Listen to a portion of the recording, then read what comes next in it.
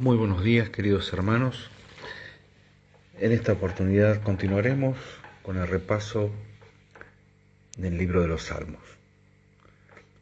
Como venimos haciendo desde un tiempito a esta parte, estamos considerando los Salmos 113 al 118. Estos salmos, conocidos como el Jalel, o también conocidos como los Salmos egipcios, pensando específicamente en que esta serie de salmos se cantaban o se expresaban cada noche en que se realizaba la Pascua. Salmo 113 y 114 se cantaban antes de la comida. Y después de haber cenado, después de haber participado del Cordero Pascual, cada familia, con su representante familiar a la cabeza de la mesa, entonaba los salmos 115 al 118. Tal como expresa tanto en Mateo como en Marcos, expresando y diciendo que el Señor Jesucristo y los suyos, después que hubieron cantado el salmo, se está refiriendo no a un solo salmo en particular, que sin duda el último de ellos fue el Salmo 118, sino la totalidad de aquellos salmos que fueron cantados. Lo impactante de esta serie de salmos no radica tanto en el autor de los mismos o los autores de los mismos, ya que cada uno de ellos fueron escritos en diferentes circunstancias, en diferentes tiempos y seguramente por diferentes autores. Hasta el momento, ninguno de los salmos que hemos compartido, el 113 hasta el 116, como en esta oportunidad, podemos reconocer un autor específico. Y sin embargo, el pueblo de Israel los toma a cada uno de ellos como muy importantes a la hora de expresar a través de la alabanza y principalmente a través de la escritura de la palabra de Dios lo que significó la liberación para el pueblo del yugo de la esclavitud en Egipto. Es así que el Salmo 113 nos habla acerca del gran poder de Dios para levantar al pobre de la situación de despojo, el pobre que es levantado desde el muladar, desde el lugar más bajo, y entonces el salmista se pregunta: ¿quién como Jehová nuestro Dios, que se siente en las alturas y que se humilla a mirar en el cielo y en la tierra, el que levanta del polvo al pobre? Es el salmo de el inclinarse por parte de Dios ante la bajeza del ser humano y rescatarlo de esa situación de la cual solo no podría salir. El Salmo 114 nos habla de las maravillas del Éxodo, del poder desplegado por Dios para liberar a su pueblo de la esclavitud en Egipto. El Salmo 115, como hemos visto, hablaba acerca de la comparación y no comparación entre Dios y los ídolos. Y cada uno de estos salmos en boca del Señor Jesucristo, cantados la noche que fue entregado, cobran un valor mucho más importante, más fuerte, más impactante, porque en definitiva cada uno de ellos estaba señalando a la obra final de la cruz, en donde en la cruz del Calvario finalmente Dios se inclina en la persona de su Hijo para rescatar por medio del sacrificio a una pobre humanidad que le necesita. Es allí en la cruz del Calvario en donde uno puede comparar el poder de Dios para librar a un pueblo en esclavitud y el poder de Dios en la cruz para librar a toda una humanidad en esclavitud del pecado. Es allí en la cruz del Calvario en donde podemos darnos cuenta de que no hay comparación entre los ídolos creados por el hombre, entre los dioses con minúsculas creados por el hombre y el Dios de los cielos, el poderoso Dios, aquel cual las personas pueden preguntar: ¿dónde está tu Dios? Y nosotros podemos señalar tranquilamente hacia la cruz y decir: mi Dios se hizo hombre y murió, y no hay ningún Dios con minúscula que se le pueda comparar, porque Él se entregó por cada uno de nosotros, ocupó mi lugar, mi Dios, mi Salvador, murió por mí. Ahora, el Salmo 116 es un salmo impactante. Es un salmo impactante porque, como decía antes, en boca del Señor Jesucristo cobra otra dimensión. Campbell Morgan decía, por ejemplo, que cualquiera que sean las circunstancias locales que dieron origen a este salmo, es evidente que todo su rico significado se cumplió cuando en medio de esa pequeña compañía de discípulos, con las sombras de la muerte ya sobre él, el Señor cantó este cántico de triunfo profético sobre la muerte. El salmista comienza con agradecimiento profundo, pero también con la más simple expresión de amor. Dice: amo Jehová, pues ha oído mi voz y mis súplicas, porque ha inclinado a mí su oído. Por tanto, le invocaré en todos mis días.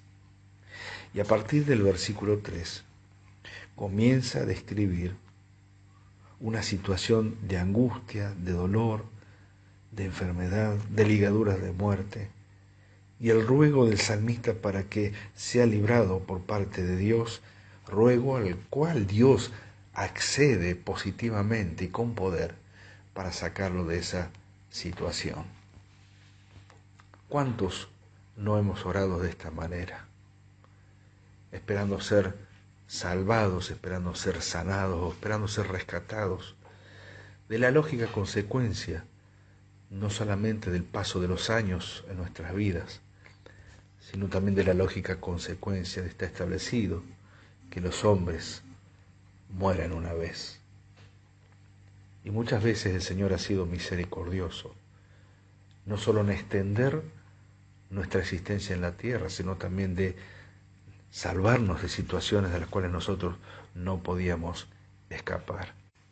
Por esta razón, el salmista comienza esta serie de expresiones de 19 versículos con este sello rotundo de agradecimientos de su corazón. Amo a Dios, porque oyó mi voz y mis súplicas. Alguien dijo que es vano y tonto este discurso, porque amar a Dios por sus beneficios para nosotros es casi como mercenario y no puede ser amor puro, y sin embargo es todo lo contrario. Claro que es amor puro. Es amor puro por el poder desplegado hacia la pobre criatura, hacia cada uno de nosotros. Es la respuesta a la condescendencia de Dios, es la respuesta a la bondad de Dios, es la respuesta a la consideración de que somos hombres y mujeres finitos, cortos de días y a veces llenos de sufrimiento. ¿Cómo no amar a Dios? Porque no solamente lo podemos experimentar en nuestra propia vida, sino que lo podemos ver en la vida de los demás y principalmente, especialmente, en la vida de nuestros hermanos en la fe. A lo largo de cada uno de los versículos, y especialmente hasta el versículo 14, el salmista va desplegando razones para agradecer a Dios. Va desplegando las razones por las cuales él ama a Dios. Clemente es, dice el versículo 5, y justo, misericordioso, guarda a los sencillos. Estaba yo postrado, es su propia experiencia y me salvó. Por lo tanto, vuelve, alma mía, a tu reposo, porque Jehová te ha hecho bien. Esta ha sido la experiencia de tantos hombres y mujeres aquí en la tierra y sigue siendo la experiencia en el día de hoy. Pero de repente nos encontramos con el versículo 15, porque en definitiva el salmista no pierde de vista lo corto de sus años y lo corto de su vida aquí en esta tierra. Es verdad, dice él, amo a Dios porque me ha salvado y me ha librado, y ha extendido mi existencia aquí en esta tierra un día más, una semana más, un mes más, un año más, años hacia adelante. El Señor ha extendido mi existencia aquí, yo se lo pedí, y Él cumplió y Él lo hizo, por eso lo amo. Pero si en su soberanía Él dijera, bueno, es hora de ir a casa, ¿cómo me considerarías? Dice Dios. ¿Cómo me tendrías en cuenta si la última palabra la tengo yo sobre cada uno de los seres de esta tierra? Tú que eres mi hijo, ¿cómo me considerarías si yo te dijera, tu hora ha llegado? Y entonces el salmista llega a esta consideración tan necesaria para nosotros en este tiempo. Dice el versículo 15, estimada es a los ojos de Jehová la muerte de sus santos. Oh Jehová, ciertamente yo soy tu siervo, siervo tuyo soy, hijo de tu sierva. Tú has roto mis prisiones. Esta porción celebra sin duda la liberación. Todo el salmo celebra la liberación de la muerte. Pero el cantor sabía que la muerte sigue siendo una realidad para cada uno de los santos de Dios. Cuando llegue ese día, cuando me llegue ese día, o cuando llegue ese día para algún amado hermano, Dios considerará la muerte de su pueblo como una cosa estimada. La forma más común de expresión para la idea del Salmo 116:15 es su sangre es preciosa. Y el significado es que la muerte de los santos de Dios no es una cosa trivial a los ojos de Dios, no es algo ligero para Él, pesa en el corazón de Dios, porque en definitiva, cuando fuimos creados originalmente en la persona de nuestros primeros padres, Adán y Eva, fuimos creados para disfrutar por toda la eternidad de la comunión con Él. El resto de la historia la conocemos, ¿verdad? Con el pecado entró la muerte, y la muerte pasó a todos los hombres por cuanto todos los hombres pecaron, pero la liberación vino por Cristo, por su obra en la cruz, por el perdón que efectuó a nuestra vida cuando reconocimos nuestra necesidad de Dios y le recibimos en nuestro corazón. A partir de ese momento, lo que se había roto, lo que se había perdido, fue recobrado para nuestro bien. Y entonces Dios mira nuestra existencia en esta tierra y sabe que a menos que se cumpla la hora en que el Señor vendrá a buscar a los suyos, en que seremos arrebatados los que estemos con vida, en que serán resucitados los que estén durmiendo el sueño de la muerte. A menos que esto acontezca, la experiencia de la muerte está preparada para cada uno de nosotros. Dios está particularmente cerca de su pueblo, de cada uno de sus hijos, cuando está a las puertas de esta experiencia.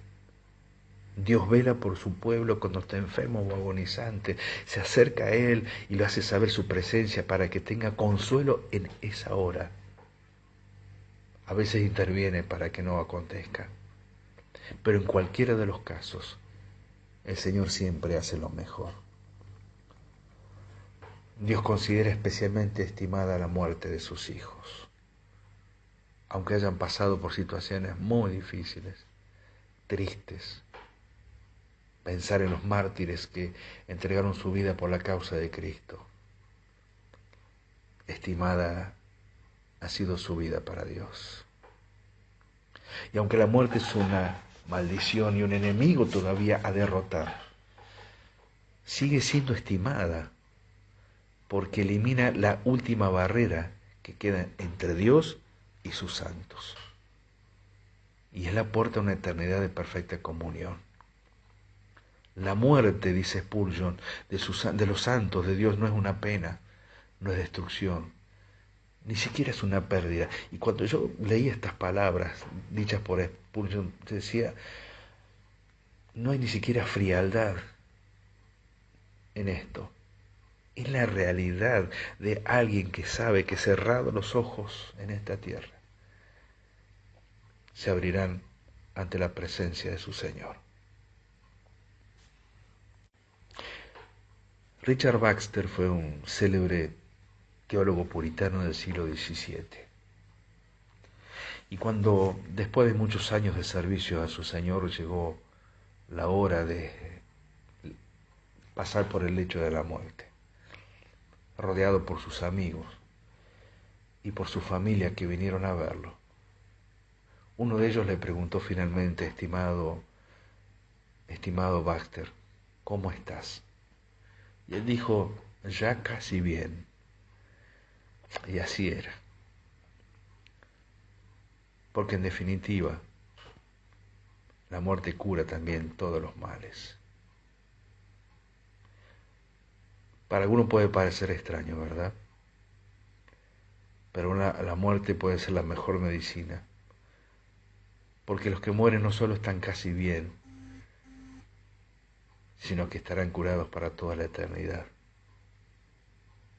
En aquel lugar donde no habrá más llanto, ni dolor, ni angustia, ni muerte, ni sufrimiento, ni enfermedad. En aquel lugar donde se nos ha prometido en que el mismo Señor enjugará las lágrimas de cada uno de sus hijos, podemos tener la plena seguridad de que cerrados nuestros ojos, o los ojos de nuestros amados en esta tierra, se abren con toda seguridad ante la presencia de aquel que asegura por su obra y por los resultados de su obra en la cruz y resurrección, asegura una eternidad gloriosa. Estas palabras fueron cantadas por el Señor la noche que fue entregado. Esa noche el Señor posiblemente pudo experimentar de una forma intensa lo que significaba cantar de su propia experiencia hora después. Porque sabía que aunque pasara por la muerte en la cruz, y aunque por un poco de tiempo, por causa de nuestros pecados cargados sobre él, la mirada del Padre se apartaría del Hijo, sin embargo sería por un poco de tiempo. Porque al tercer día, y al ser tan estimada la muerte de los santos para Dios, él sería resucitado para gloria. Queridos hermanos, en esta mañana no puedo pasar por alto lo que acontece en diferentes familias de nuestra iglesia local. Todos sabemos de una manera o de otra lo que significa esperar que Dios tenga la última palabra. Quizás sea hijos acompañando las últimas horas de su madre, quizás sea padres acompañando las últimas horas de su hijo. Pero en una u otra circunstancia, Dios está presente y ha prometido acompañar a sus santos, porque sabe que en esta instancia están casi bien. Y en su voluntad, en su perfecta voluntad, todo lo que acontezca está bajo su control, bajo su cuidado, bajo su bendición. Estas palabras nos sirvan en este día para orar, para meditar, para interceder, para rogar, pero también para que nos dé paz, sea cual sea la decisión que Dios tome para nuestra vida y para la vida de nuestros hermanos. Que el Señor les bendiga.